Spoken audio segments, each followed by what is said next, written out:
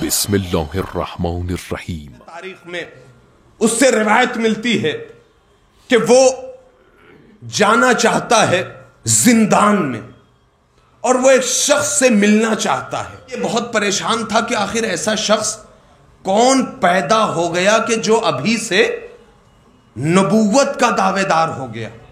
ایک دن اتفاق ہوا اور اسے موقع مل گیا۔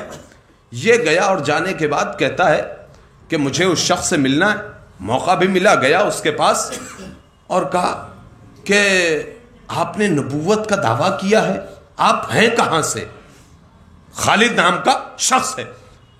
کہا آپ نبوت کا دعویٰ کرتے ہیں، آپ کہاں سے ہیں؟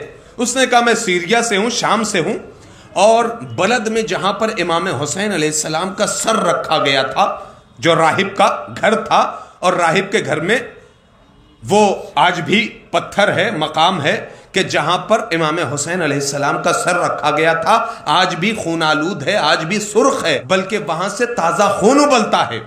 بہرحال وہ کہتا ہے کہ میں وہاں پر روزانہ بیٹھا کرتا تھا۔ وہ سیریا کا تھا، شام کا تھا، میں جا کر روزانہ بیٹھتا تھا۔ اور ایک دن ایسا ہوا کہ ایک نورانی شخص آیا اور آنے کے بعد مجھ سے کہتا ہے کہ تم مسجد کوفہ کی زیارت کرنا چاہو گے؟ تو ہم نے کہا ہاں بے شک۔ اس کا جملہ سنیں، اس نے کہا انہوں نے میرا ہاتھ پکڑا اور ایک قدم آگے بڑھایا، ہم مسجد کوفہ میں پہنچ گئے۔ اور اس کے بعد مسجد کوفہ میں جب پہنچے تو میں نے دیکھا مسجد کوفہ، انہوں نے کہا یہاں پر نماز ادا کر لی جائے، تو مستحبی نمازیں ادا کی گئی۔ اس کے بعد پھر دوسرا قدم بڑھایا تو ہم نے دیکھا کہ ہم مدینہ منورہ پہنچ گئے۔ اب اس نورانی شخص نے کہا کہ پتہ ہے کہاں ہو؟ کہاں؟ نبی کے روضے پر آ گئے۔ کہا نماز پڑھنا چاہو گے؟ کہاں؟ وہاں بھی نماز ادا کی۔ پھر ایک قدم آگے بڑھایا، کہا اب میں نے جو دیکھا تو خانہ کعبہ میں ہے۔ بھئی توجہ ہے، جس امام کی ولادت کی شب ہے اسی امام کے حوالے سے گفتگو ہو رہی ہے۔ اس شخص نے کہا کہ اب جو میں نے دیکھا تو خانہ کعبہ میں ہے۔ اب بھی توجہ نہیں کی، اما آج 8واں محمد اپنے گھر میں 9ویں محمد کو دیکھ رہا ہے، اور ابھی 3 دن بعد 2 دن بعد دوسرا محمد وہی خانہ کعبہ میں آئے گا۔ اور جب اس نے دیکھا خانہ کعبہ میں تو بڑھ کر چوما اور نماز ادا کی۔ اور وہ کہتا ہے کہ پھر اگلا قدم بڑھایا، اور جب اگلا قدم بڑھایا تو ہم پھر وہیں پر پہنچ گئے۔ اسی تاریخ میں پھر موقع آیا تو کہتا ہے اگلے سال پھر آئے اور کہا کہ چلو گے؟ میں نے کہا ہاں۔ پھر کوفہ اور مدینہ اور مکہ، پھر واپس۔ اب جب جانے لگے، یہ بتا رہے خالد کو جو بہت زمانے سے پریشان تھا کہ یہ نبوت کا دعویٰ کون کر رہا ہے۔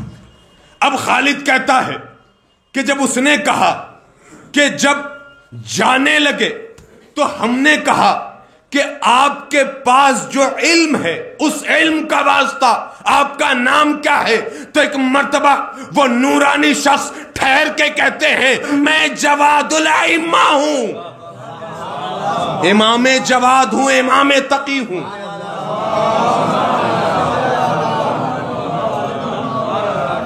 اور جب نام بتایا تو کہا بات تو تمام ہو گئی، لیکن تم نے نبوت کا دعویٰ کیوں کیا؟ تو اس نے کہا میں نے نبوت کا دعویٰ بالکل نہیں کیا، میں نے نبوت کا دعویٰ ہرگز نہیں کیا۔ تو کہا پھر؟ مشہور تو یہی ہے کہ تمہیں قید بھی اسی لیے کیا گیا ہے کہ تم نے نبوت کا دعویٰ کیا ہے۔ تو کہا نہیں، یہ غلط ہے، میں نے کبھی یہ دعویٰ نہیں کیا۔ جب یہ واقعہ میرے ساتھ ہوا تو میں نے چند لوگوں سے بیان کر دیا، تو یہ وقت کے حاکم کے پاس پہنچا، اور یہ وقت کا حاکم جب مجھے دیکھتا ہے کہ اس کے پاس اس شخصیت کی آمد ہوتی ہے، لہذا اس نے ہمیں بلا کر گرفتار کر لیا، اور اس نے یہ پھیلا دیا کہ ہم نے نبوت کا دعویٰ کیا ہے تاکہ کوئی سوال نہ کرے۔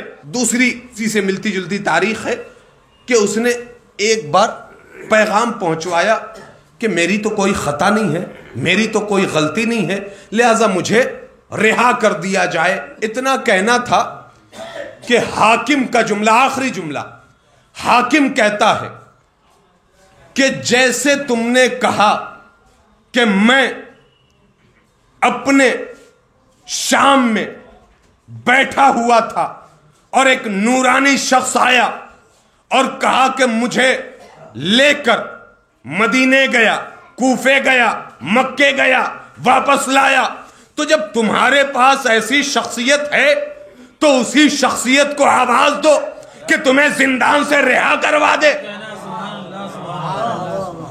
چھوڑا نہیں، روایت کہتی ہے کہ وہ پھر زندان میں اس کو قید کر دیا گیا، اور زندان میں جب قید کر دیا گیا تو قیدی ہے، لیکن جب یہ خالد دوبارہ ملاقات کے لیے پہنچا تو ایک مرتبہ دربان سے کہتا ہے کہ ایک ملاقات کرا دو، تو دربان کہتا ہے اب تو وہ نہیں ہے۔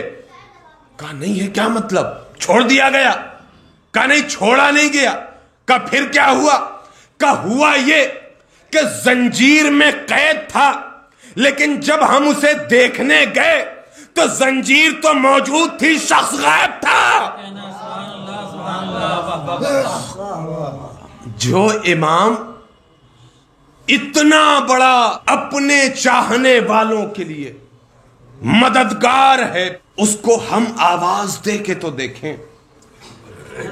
جب بغیر آواز دیے ہمارا امام آتا ہے تو ہم ایک بار اگر واقعاً صدق دل سے اپنے امام کو یاد کر لیں، اپنے امام کو پکار لیں، تو ہمارا امام کیسے نہ آئے گا؟